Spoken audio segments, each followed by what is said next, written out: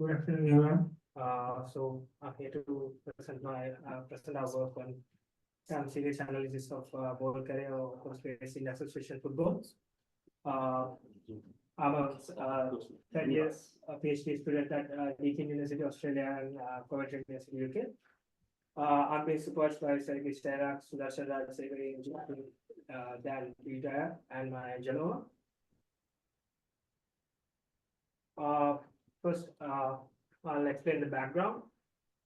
Association football, commonly known as soccer or football, is an innovation sport where it's highly low scoring, and due to that, it's highly unpredictable.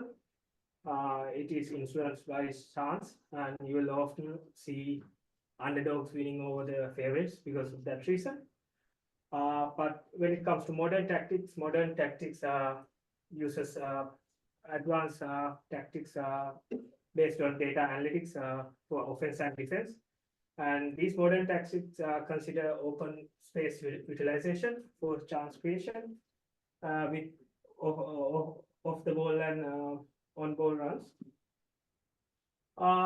Managers like Xavi has once explained that he understands football as a time-space relationship, and also managers like Pep Guardiola has once mentioned that his tactics are to overload one side of the pitch and then create open space on the other side and attack through the open space. So in our work, with these tactics, they consider deceiving defenders to create open spaces, and they use of the ball runs and passes to deceive these defenders. So with our previous work, we assumed that having random ball movement may make it difficult for the defenders. And with that, we developed team performance evaluation called EDRA. And with that, we evaluated the randomness nature in team ball movement. And however, there's no time series evaluation of open space available for the ball carrier has been done in existing literature. Therefore, with this work, we propose a time series performance evaluation metric on open space available for the ball carrier on player coordinates extracted from televised videos. So this is about our previous work where we proposed a team performance evaluation metric based on randomness in team ball movement. You can access that with this QR code, and it's been published at in IEEE Access. And with that EDRAN data, the GLM model trained with EDRAN data achieved 80% accuracy in predicting match winner. And results also suggested that first half performances are more important than the second half performances. And teams generally, winning teams generally tend to follow a defensive approach towards the end of the game. So with this work, we aim to develop a time series key performance evaluation metric based on open space available for the ball carrier in the attacking third, and to evaluate its contribution for match winning performances. And finally, to evaluate individual performances based on the creation of open space. The dataset we have used is publicly available dataset. It's called Statsburg 360 open data. It's an event log dataset, but it also has television data coordinates, player coordinates retrieved from television data, televised video. And for this particular analysis, we only considered men's international top tier competitions, considering tactical differences identified in men's and women's games in the existing literature. And we have only considered games which ended up in the regular time and games with a match winner, as we are trying to develop a match winner prediction model. And the data set consists of 71 games. And for the development of match winner model, we only considered ball carrier event. We didn't consider the off-ball events. And in the data set, we have we named two teams as Team A and Team B. for the naming purposes. This is our research framework. So first we pre-process the data, and for temporal feature extraction, we divide the game into 10 equal time period, and for each time period, we filter out the events which happened during that particular time period, and then we quantify each team's open space created in the attacking third. I'll explain the steps about this how we calculate the open space created in the next slide. And then we use this, we calculate a relative open space created compared two teams. And then we use this temporal data to train a match winner prediction model in order to identify the significance of open space on match winning performances. And finally, we evaluate the individual player performances in FIFA World Cup 2022. So this is how we calculated the open space. This is a freeze frame of an event. In the televised video, we can identify a weaving angle. So in this particular scenario, this is the weaving angle. So what we did was we generated 120 by 80 metrics, and then we first identify the pixels which are in the weaving angle, and then the pixels which are in the player coordinates. And then we assume that all the players, for this work, we assume that all the players can move in any of the direction in equal velocity. And by assuming that, we calculate the open space for the ball carrier. In this scenario, red dot is the ball carrier, and the open space for that particular player is this location, considering the opponent's movements. And similarly, we calculate this open space for all the events during that particular time period. And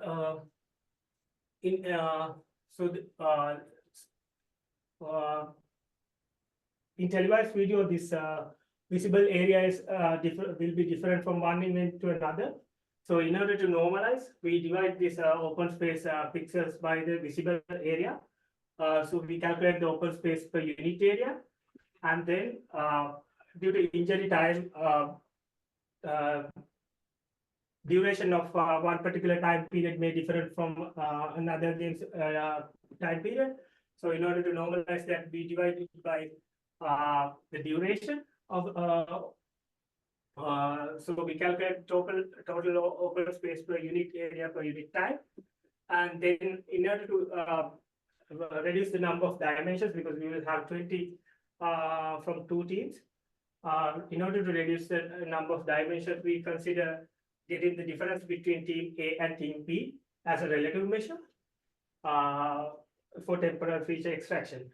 When we plot these open spaces created in random 4 matches in the FIFA World Cup, but we identified is in most of the goal scenarios, team which have been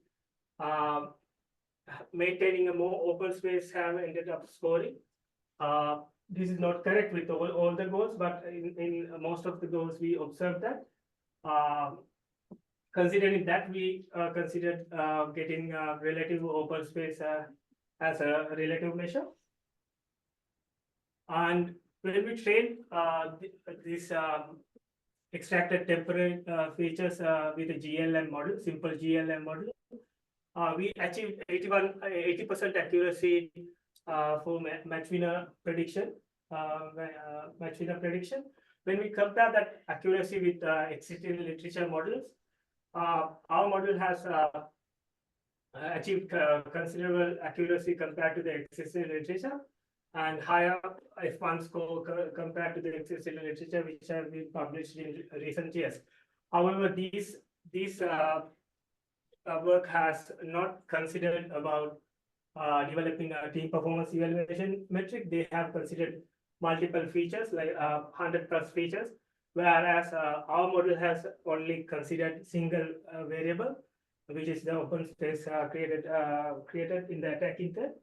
But we train them as as temporal features. We further try to evaluate the temporal patterns using by calculating the correlation coefficients. With that, what we identified is for first 5 time periods, both Pearson and Spearman correlation coefficient is higher compared to the last time periods. And towards the end of the game, correlation coefficient has gone negative as well. So these results were what we expected from our previous work, because in previous work also we observed first half performance is more important than the second half second half performances, and towards the end of the game, teams may follow a defensive approach like the park pass, which is displayed in these figures, where the teams will play in a compact manner towards the end of the game in order to safeguard the lead. But when attacking, they will pass around the ball, trying to create more open space, and will have more randomness in the beginning. But towards the end of the game, they will, if they are in lead, they will prefer to play in a compact compact manner. So it will cause them to have lesser open space towards the end of the game. But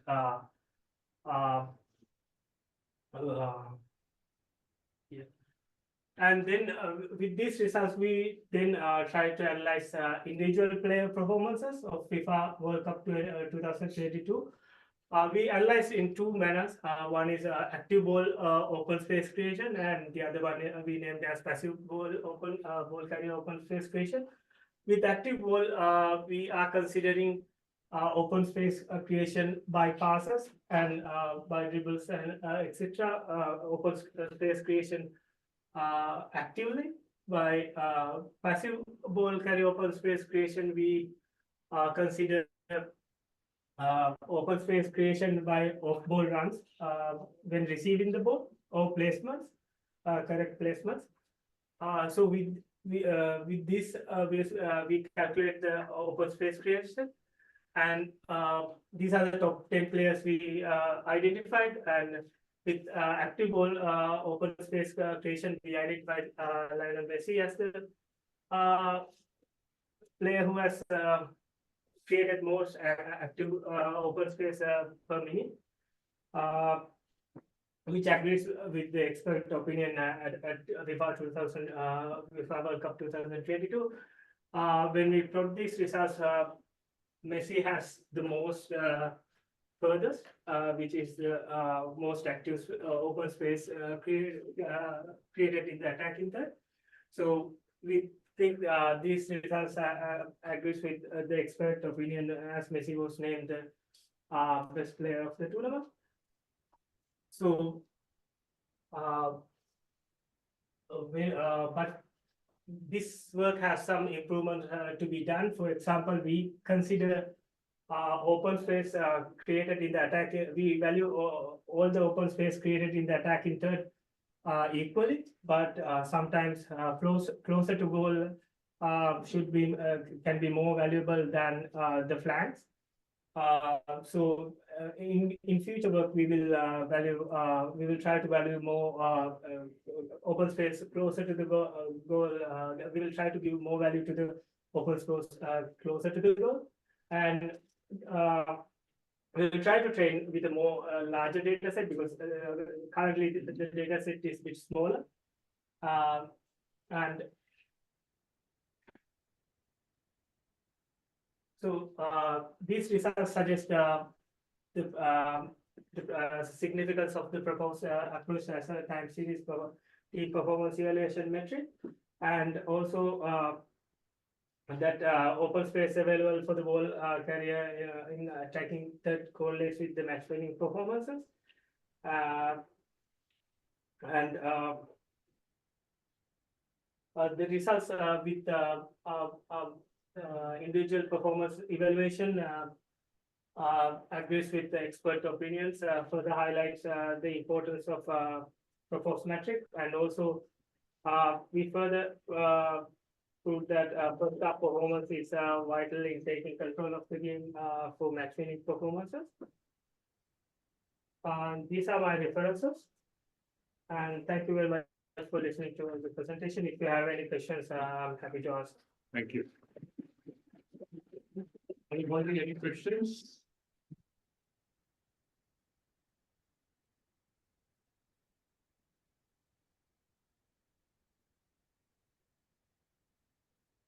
Thank you for the presentation. Do you think, what was the, talk more about the stats bomb and like that data set that was available? Was it, it's like a publicly available data set that you used for this? It's stats bomb over there. Okay. And then do you think that there are applications for like creating open space in other sports in terms of measuring as well? With other sports, I'm not 100% sure about that. But with football, there was no other publication, similar publication for a time. Where they have done temporal analysis of open space available for the ball carrier in the attacking test. In your study, when you talk about open space, was it manually annotated or automatically identified? The player coordinates? No, yeah. When you talk about open space, there's one at slide number 5. This one? No, slide number 5. You talk about open space, yeah. Yeah, just now. It identified the green color. Which one? This one? This one. Was it manually identified? Yes. Manually annotated. Yeah. Yeah. So we had to calculate this area. So there's a lot of manual annotation. Yeah. And how many you identify as open space?